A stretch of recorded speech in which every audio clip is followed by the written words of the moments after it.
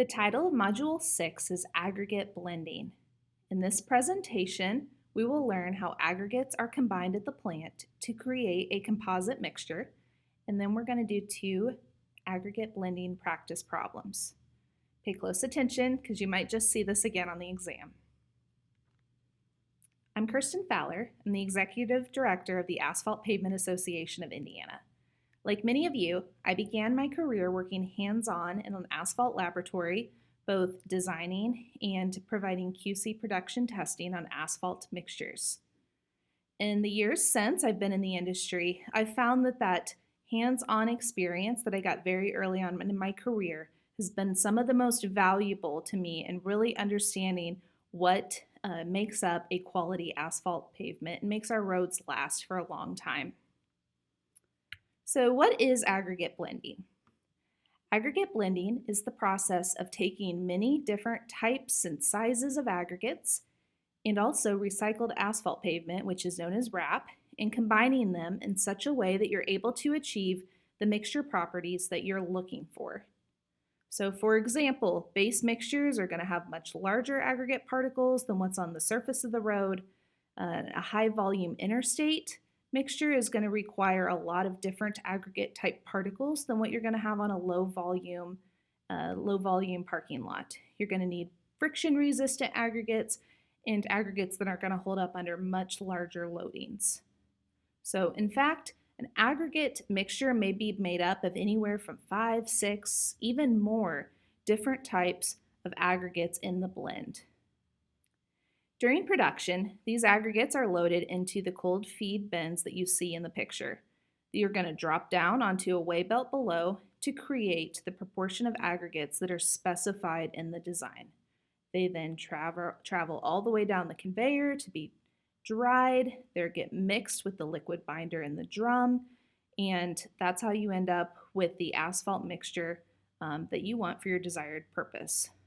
Prior to entering any of this production time, time is spent in the laboratory perfecting what that ideal combination of aggregates is going to look like. So you're going to run a series of trial and error processes. You're going to evaluate what that blend looks like.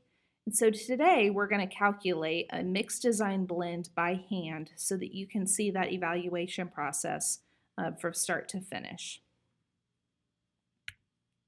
There are several steps that go into preparing an aggregate blend calculation.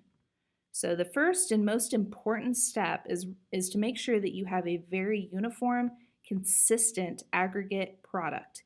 You need to make sure that you understand the properties and the gradation that make up that aggregate product. Because you're going to be combining the material in many different proportions to achieve a specific performance, you're going to need to know the properties of the individual aggregates that are all going to be blended together. So the easiest way to think of this is like a recipe when you're working with a series of ingredients.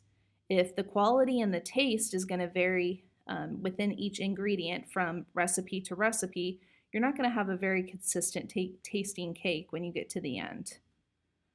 So we're going to start by performing a gradation for each of the different aggregates individually.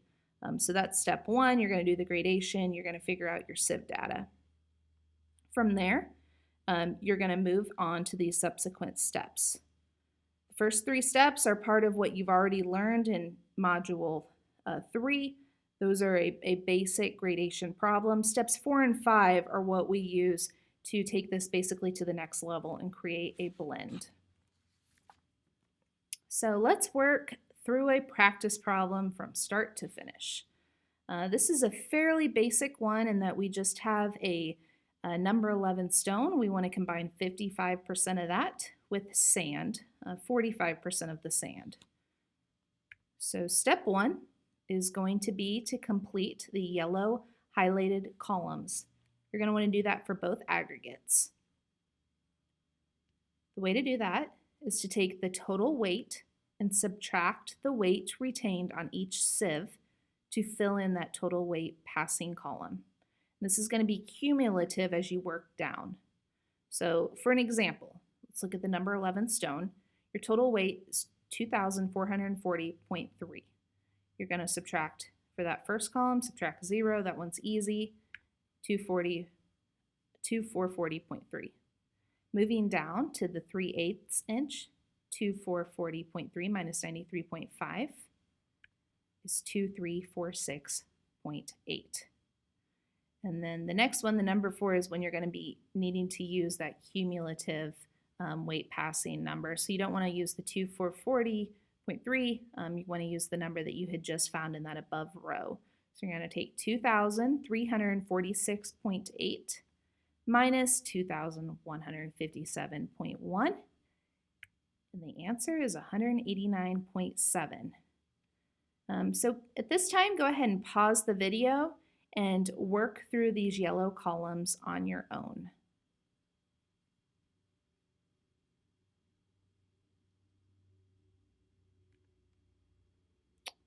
All right, so here are the yellow columns all filled in.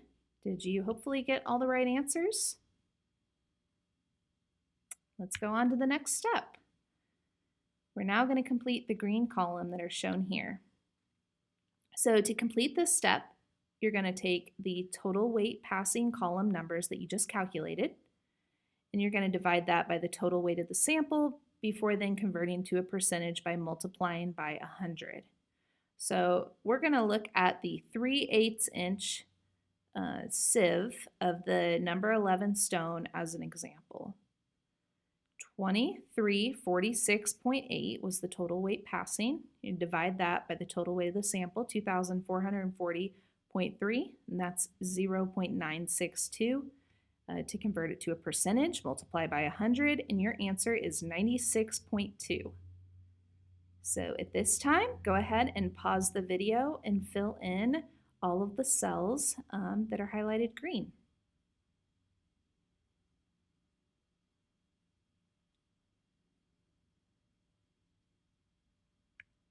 All right, so here are the answers for the green column. And hopefully this makes sense. Hopefully it's a little bit of review. Up to this point, this is just a traditional gradation problem that we had learned earlier in Module 3. So we're now going to move forward with what is highlighted blue. And this is where we're going to take those percentages and convert those to a percentage for mix based on the fact that we only have 55% of the stone and 45% of the sand. So to complete this step, you're going to take the percent passing as a decimal. So that's the percent passing column divided by 100. And then you're going to multiply that by the percent used for each stone. So let's stick with our same example, the 3/8 inch sieve for the number 11 stone. You're going to take 96.2, divide by 100. That's 0.962. And then you're going to multiply that by 55%. So when you do that math, the answer is 52.9. At this time, go ahead and pause the video once again and work all the way down the columns that are highlighted blue. We'll check our answers on the next slide.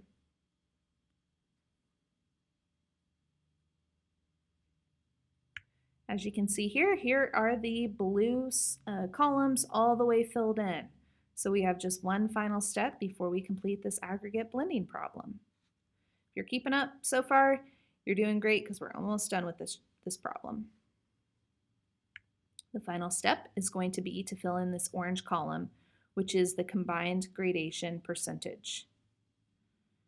To complete this column, you're simply going to take the percentage for each mixture and add the two numbers together. So let's look at the number 4 sieve for this one. You're going to take 4.3% plus 43.6%, and the answer is 47.9%. Press pause now and complete the remainder of the orange column.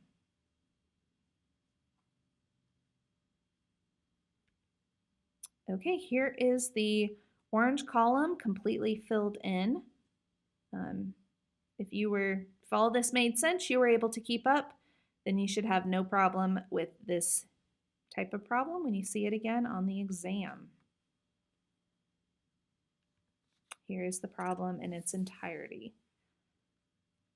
Do be careful to pay special attention to rounding. If you round too early in the problem, or if you don't follow the rounding conventions that you learned, that can, result in you getting off at the combined gradation numbers, getting those off by a couple tenths, and we want to avoid that.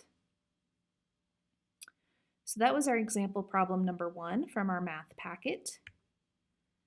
If you now look at example problem number 2, this one's a little bit more involved in that we have 3 aggregates we're combining: 55% of a number 8 stone, 25% of a number 11 stone, and 20% of our sand. So instead of walking through this step by step, I would suggest that you go ahead and pause the video for the next few minutes, work through this aggregate blending problem on your own, and then we will return and check our answer.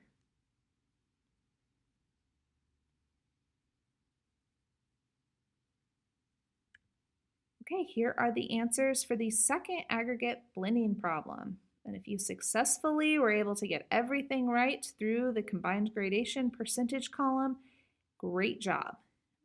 If you were confused at all, I encourage you to attend one of the Zoom help sessions and we can walk through this in a little bit more detail. We can even go over one of the homework problems that is similar.